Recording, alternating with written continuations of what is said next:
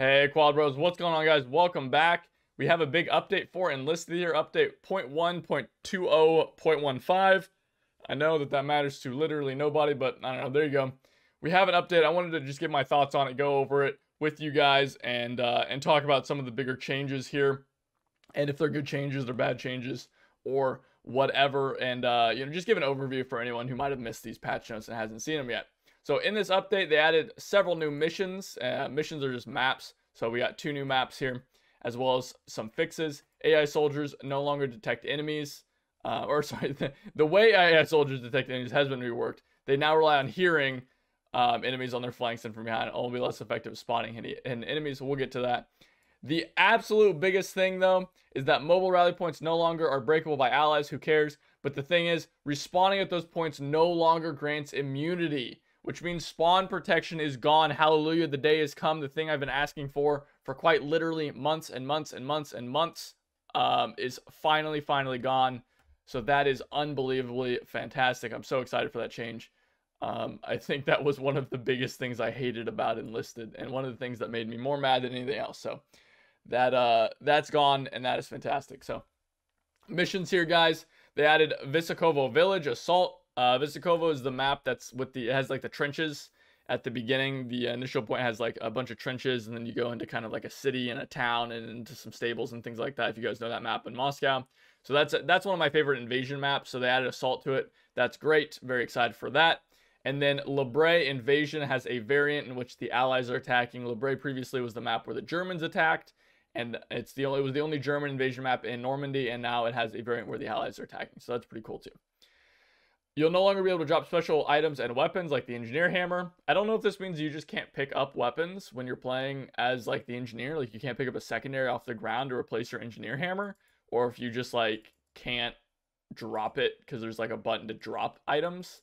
I kind of hope it's the latter of those two, where you can't just drop it, because if you just can't pick up secondary weapons as engineers, that kind of sucks. So we'll have to see how that goes. Now, AI soldiers. So AI soldiers no longer prevent players from building. Cool. I guess that's a good change. I don't really build things, so I don't really see this happening very often. So, but maybe you guys that build a lot of stuff, we'll see something with this.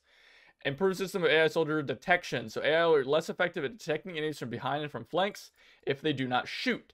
This should make their behavior more realistic and allow for good efficiency in flanking maneuvers. So I'm sure everybody's in that position where they like flank into a building, or like flank around the enemy or something like that, and they're in a window and like they're about to start mowing down a bunch of AI, and then like one of the AI just randomly 360s and just like shoots you in the face, and you're like, what the hell? Like, how did he know I was there? I was so far away.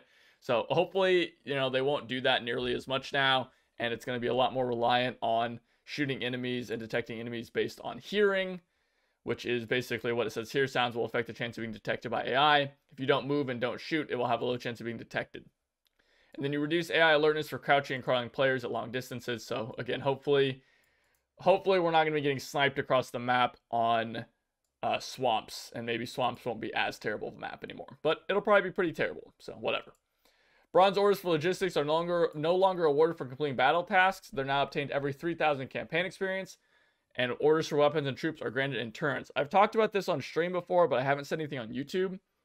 I like this change, but I don't think the old system was worse or better. Like, I don't think this system is bad. I think the problem with this system is that the players who don't earn as much XP for whatever reason, whether it's because they're just not as strong of players, or they're playing, they're playing as engineers more. That's that's the style they want. Or maybe they're flying around in a plane and they're not the best pilot, things like that. For whatever reason, you're not getting as much XP.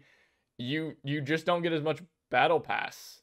Like, you don't get as many weapons and stuff. While with the old system, like, it was a very even playing field. It was just who could complete the tasks. So I honestly think the old system was better and just needed to be tweaked. But I mean, this was the system in the closed beta, and I'll tell you guys, like, if you're getting a lot of XP per game, I mean, you get a lot of these things. You get a lot of these orders. So we'll be getting a lot of weapons and stuff. But I don't know. I think if, the weaker players, the players who are newer or just don't play as well, which is totally fine, just aren't going to be getting nearly as much XP. But it does mean that premium and getting the premium account is much better now, because that will get you more campaign XP, and as such will also get you more orders, more bronze orders and things.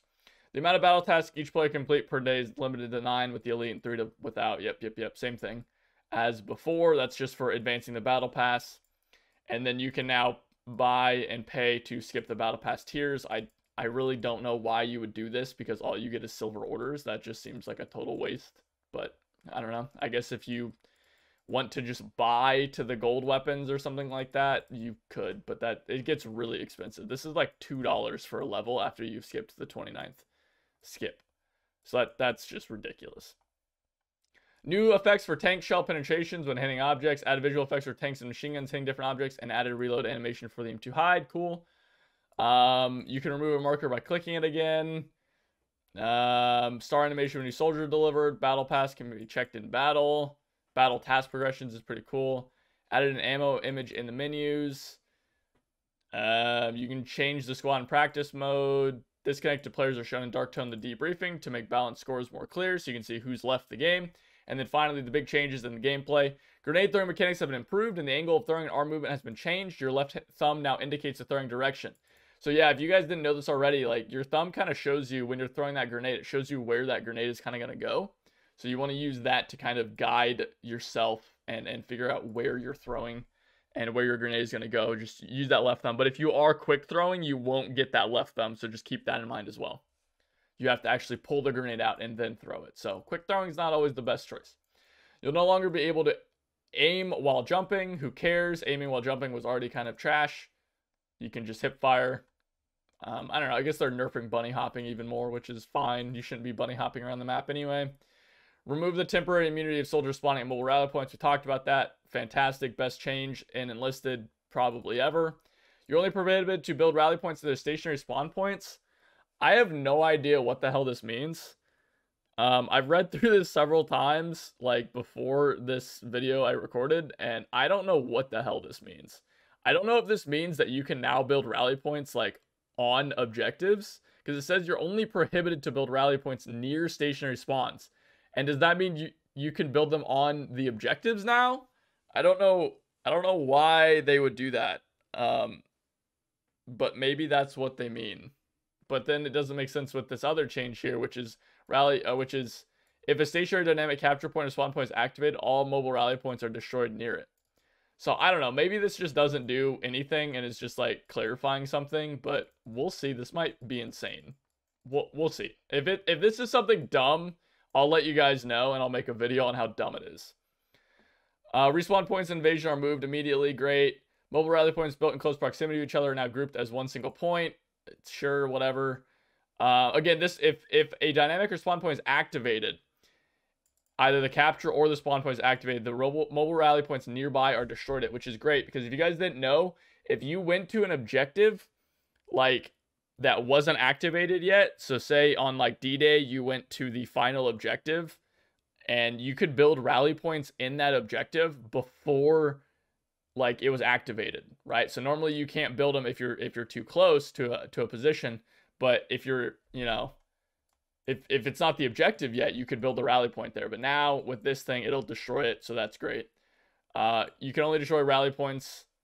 The mobile rally points can only be destroyed by the enemy or the player who built it. Cool. The amount of supplies dropped from dismantled crates depends on the ammo, the unused ammo in it, which is also great. I'm sure this will kind of nerf mortars a little bit.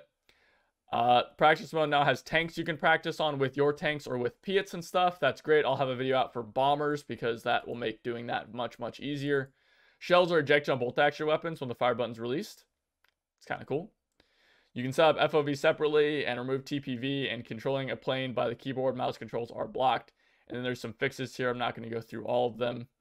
Picked up weapons will have the correct properties, so no more full auto bolt action rifles. That's very sad. I'm kind of sad about that one. If you had a fully automatic weapon, sometime when you picked up a gun, like if you had like a PPD and you picked up like a bolt action, sometimes your bolt action would have like the same fire rate, and you had fully automatic bolt actions, and it was really fun. But I guess that's no longer a thing, so that's unfortunate. Using stationary machine gun, player body parts no longer obscure vision. Increased swimming speed when looking up. I don't know. There's not a long this fix the bug which Kar 98 rifle with the thing with the grenade launcher was reloaded with the clip and the mag was partially full. Oh, okay. I didn't really understand what that. The MAS has a slightly lower reload speed now. The MP40/1, the premium gun for the premium German assault weapon for Berlin, has a better system for its magazines. It has like this weird double mag system where now apparently they use a bolt to switch to the second one. That's cool. This gun sucks compared to the PPD. But then again, every gun sucks compared to the PPD, so whatever. And fuel mass is now calculating aircraft physics. Cool. Incorrect damage calculation aircraft modules. Sure. Fix the bug that low damage shrapnel hitting tank modules after the explosion of an incoming shell. Okay, cool.